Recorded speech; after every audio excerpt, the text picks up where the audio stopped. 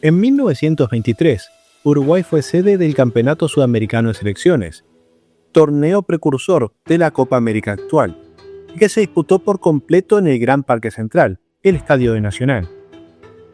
Además de los dueños de casa, participaron Argentina, representada por la AFA, Brasil y Paraguay. El torneo tenía un formato de liga, por lo que en total debían jugarse 6 partidos para que cada equipo se enfrentara con cada rival, y al finalizar el torneo, el que tuviera más puntos sería el campeón. En total, el campeonato sudamericano duró 35 días, empezando el 29 de octubre y terminando el 2 de diciembre. El motivo por el que un torneo con tan pocos partidos tuvo tal extensión se debe al carácter amateur de sus futbolistas.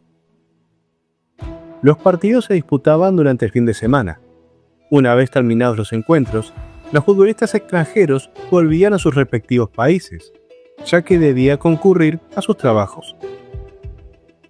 Este campeonato sirvió como banco de pruebas para la AUF, ya que debido al cisma que dividía el fútbol, muchos jugadores de primer nivel que eran titulares habituales en la celeste no estaban disponibles para el certamen. Una de las bajas más sensibles era la de José Piendibene, el primer gran ídolo de Peñarol. Piendibene se había ganado el apodo de El Maestro por ser capaz de hacer jugadas impresionantes gracias a su gran dominio del balón, pero él mismo decía ser un lisiado, porque gran parte de esas jugadas las hacía porque hacer otra cosa lo resentía de una lesión que arrastró casi toda su carrera en la rodilla izquierda. Se trataba de un delantero al que le gustaba comenzar las jugadas desde más atrás y distribuir el juego hacia sus compañeros, principalmente Héctor Scarone y Pedro Sea, cuando jugaban en la selección. Sin embargo, su reemplazo sería completamente opuesto.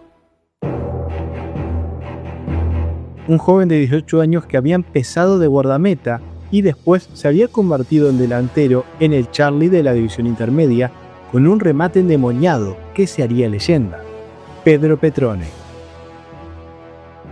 Se trataba de un delantero centro de área al que había que darle el balón para que rompiera las redes rivales, literalmente hablando. Por la potencia de su remate, más de una vez rompió las redes de las porterías. Scarone y Sea se convirtieron rápidamente en sus mejores socios de ataque en ese sentido. Además, Peroncho tenía una velocidad increíble para la época. Corría los 100 metros planos en 11 segundos. Pero si hubo un nombre que pasaría a la historia entre los debutantes, fue el de un joven de 23 años que jugaba de delantero en Bellavista, pero que por necesidades del equipo se convirtió en un zaguero formidable y en el capitán de capitanes de Uruguay, José Nasazzi.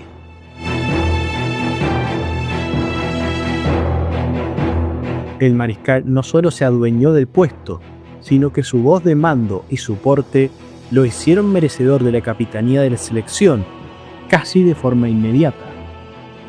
Tal llegó a ser el respeto que sus compañeros le tuvieron, que a la hora de hablar con él siempre lo llamaban usted, aun siendo personas de más edad o futbolistas de mayor experiencia. Cuenta la leyenda que cuando un jugador uruguayo quería contraer matrimonio, debía pedir permiso al capitán Nasazzi antes que a su novia o de siquiera pensar en pasar por el registro civil.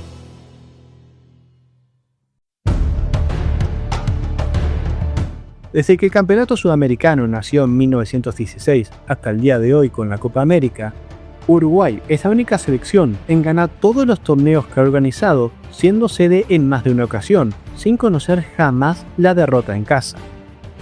El torneo de 1923 no fue la excepción. Uruguay terminaría siendo campeón sin mayores inconvenientes, venciendo a Paraguay por 2-0, a Brasil por 2-1 y a Argentina en la última fecha por 2-0. Antes de cada partido que Uruguay ganaba, el presidente de la AUF, Atilio Narancio, entraba al vestuario del plantel, diciendo entre risas: "Ganen y los llevo a París", cosa que los jugadores se encargaban de recordarle cada vez que se hacían con la victoria. Para ese momento, la asociación ya había empezado los trámites para incorporarse a la FIFA, pero se avanzaba muy lentamente. En paralelo y como forma de medir fuerzas, la federación realizó partidos amistosos de su selección contra otros combinados nacionales el mismo día y a la misma hora que la selección de la AUF jugaba el campeonato sudamericano. Sus rivales fueron las asociaciones disidentes de Argentina, Paraguay y la selección de Chile. El campeonato sudamericano de 1923 fue el séptimo que se disputó y el cuarto que ganó la selección uruguaya. Pero para los intereses del equipo se había logrado algo más importante. Uruguay encontró la base del equipo que terminaría llevando a los Juegos Olímpicos. Narancio cumplió su promesa financiando el viaje a Europa, pero la inversión fue enorme para él. Para poder costear el barco que llevaría a los uruguayos al viejo continente, el presidente de la AUF tuvo que hipotecar su propia casa.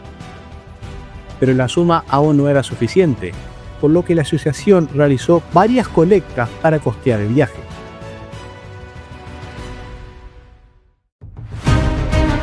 El equipo que viajó a los Juegos Olímpicos era exactamente el mismo que había ganado el campeonato sudamericano. Sin embargo, hubo una adición que no formaba parte del plantel, pero que sería fundamental en muchos aspectos. Se trataba del kinesiólogo Ernesto Matucho Figoli.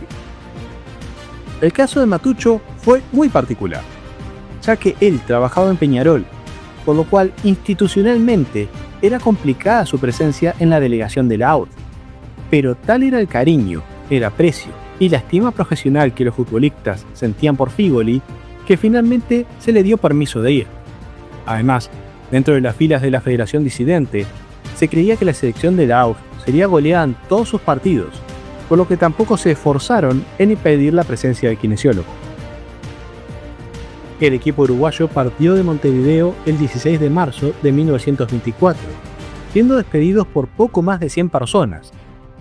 Viajaron en un barco de vapor llamado el Desidare, elegido por ser el medio de transporte más económico que la AUF pudo costear.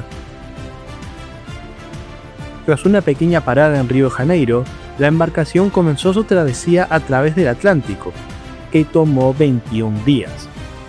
El estar 3 semanas en viaje era un problema para el plantel, ya que al estar tanto tiempo sin entrenar, nos haría perder condición física para el torneo. La solución corrió por cuenta de Andrés Massali, el portero del equipo. Cuenta la leyenda que, cuando niño, Massali se probó como portero porque su familia no tenía dinero para costear zapatos para ser jugador de campo. Con el pasar del tiempo se adueñó de la portería de Nacional, pero no se destacó en un solo deporte. En 1922 fue campeón sudamericano en 400 metros valla y en 1923 ganó el Campeonato Nacional de Baloncesto con Olimpia. Tras su entrenamiento en atletismo, fue el encargado de mantener en condición física el plantel.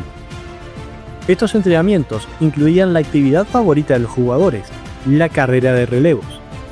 Estas carreras se disputaban en la cubierta del barco, por lo que los demás pasajeros también se volvieron protagonistas, al ofrecer premios a los equipos ganadores como jabones y perfumes. Los equipos para la carrera de relevos se armaban de acuerdo a la división por camarotes que había en el barco. El grupo que más veces solía ganar era el que dormía en el camarote 111, formado por Uriarte, Romano, Soma y Petrone. El entrenamiento no solo permitió a los deportistas mantenerse en condición física para la competencia durante el viaje, sino que también sirvió para que la convivencia en el barco fuera mucho más amena, tanto para los jugadores como para el resto de los pasajeros, quienes siempre recordaron con cariño a esos jóvenes entusiastas que no paraban de correr. El Desidare llegó a Vigo el 7 de abril. Finalmente, la selección había llegado a España, su primera parada, pero se encontraban con un nuevo problema. El dinero de Narancio solo había cubierto el viaje a Europa, pero todo lo demás, como hospedaje y comida, no estaba incluido.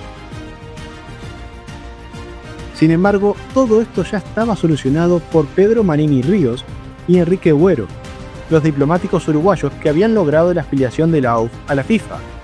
Se habían pactado una serie de partidos amistosos por España, que servirían tanto para recaudar fondos como para mantener en condición futbolística a los jugadores. Estos amistosos dejarían una profunda huella en el fútbol europeo, que empezaría a escuchar de una ráfaga olímpica llegada del sur.